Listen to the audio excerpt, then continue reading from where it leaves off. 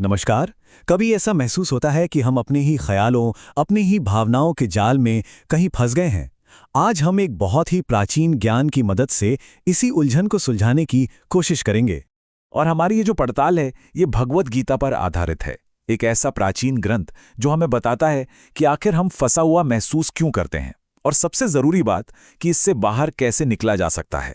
तो इस ग्रंथ के हिसाब से हमारी जो पूरी समस्या है ना, वो एक गलत पहचान से शुरू होती है।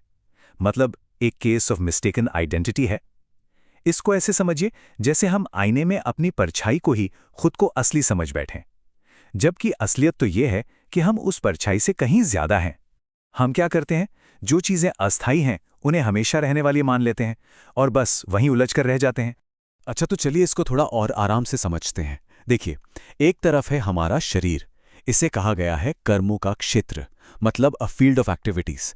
ये अस्थायी है, बिल्कुल एक गाड़ी की तरह जो एक न एक दिन तो खत्म हो ही जाएगी।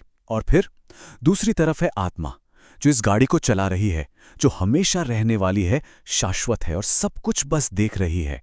वही तो इस क्षेत्र को जानने वाली है, क्षेत्रज्ञ। लेकिन कहानी यहीं खत्म नहीं होती। बात सिर्फ शरीर और हमारी अपनी आत्मा की नहीं है। इनके अलावा भी एक तीसरा तत्व है, एक और मौजूदगी, एक परम दृष्टा जो हम सबके भीतर मौजूद है, हर एक के भीतर। और इन्हें कहा गया है परमात्मा।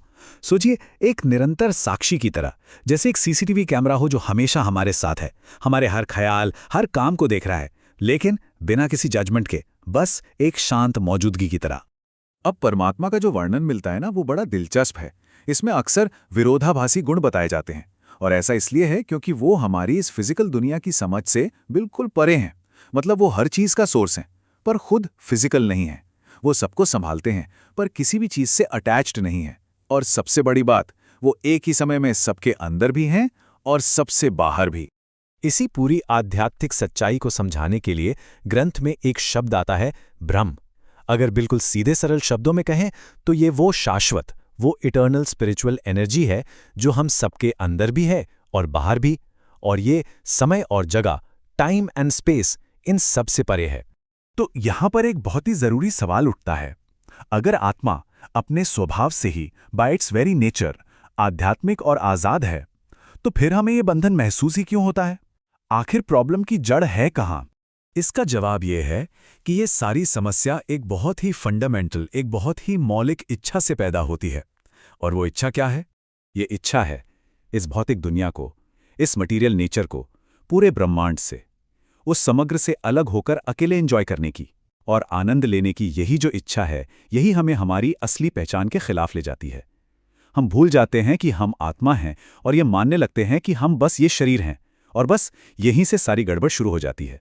और ये जो गलत पहचान है, ये एक ऐसी मेंटालिटी बना देती है जहां हमारा मन 2400 घंटे बस इंद्रियों के सुख के पीछे भागता रहता है। और अगर इस मन को कंट्रोल न किया जाए तो ये हमें हमारी असली पहचान से बहुत बहुत दूर ले जा सकता है। एक तरह से ये हमें नीचा गिरा देता है। तो फिर सॉल्यूशन क्या है? समाधान क्या है? देखिए, स्वतंत्रता का रास्ता दुनिया को बदलने में नहीं है, बल्कि अपने देखने के तरीके को, अपनी दृष्टि को बदलने में है। जिसे ग्रंथ में कहा गया है, ज्ञान की आंखों से देखना। मतलब एक बिल्कुल नया नजरिया, एक नया पर्सपेक्टिव अपनाना। इस पूरी प्रोसेस को एक सीढ़ी की तरह समझाया गया है। पहला कदम विनम्रता, ये समझना कि इस ब्रह्मांड में हम अकेले नहीं हैं, हम उस परम शक्ति के अधीन हैं। फिर दूसरा कदम है सही ज्ञान का अभ्यास करना। इसके बाद आती है अटूट भक्ति, और आखिर में जब हम ये सब सीढ़ियां चढ़ जाते हैं, तब होता है परम सत्य का साक्षात्कार, उसका असली अनुभव। तो ये जो नया नजरिया है, इसे अपनाने का मतलब क्या है?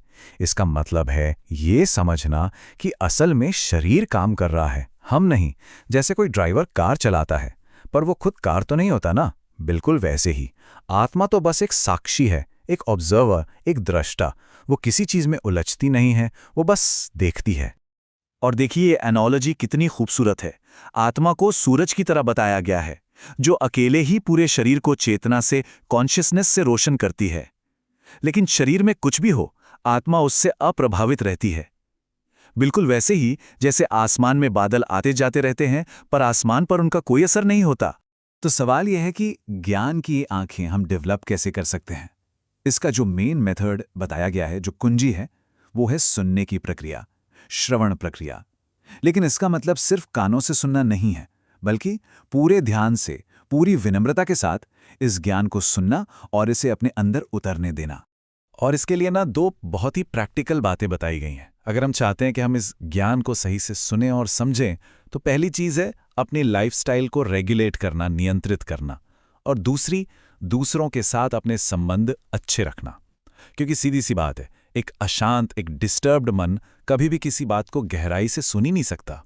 और ये सब कुछ हमें हमारे आखिरी और शायद सबसे ज़रूरी सवाल पर लाकर खड़ा कर देता है।